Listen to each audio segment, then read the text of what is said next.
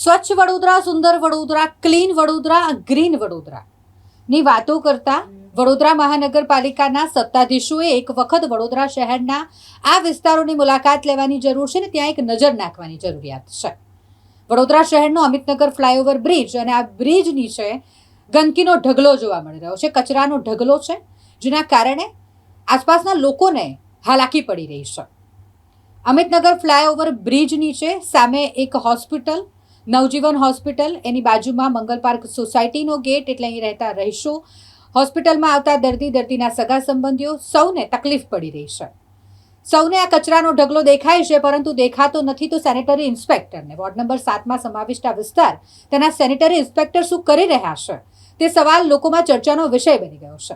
કારણ કે એક તરફ તો મોટી મોટી વાતો કરવામાં આવે વડોદરા શહેરને સ્વચ્છ બનાવવાની, વડોદરા શહેરમાંથી ગંદકી દૂર કરવાની, અને બીજી તરફ આવા દ્રશ્યો સામે આવે છે કે જ્યાં ફ્લાયઓવર બ્રિજ નીચે આ કચરાનો ઢગલો જોવા મળી રહ્યો છે, જેને વહેલામાં વહેલી તકે સાફ કરાવવામાં આવે તેવી લોકોની માંગ છે.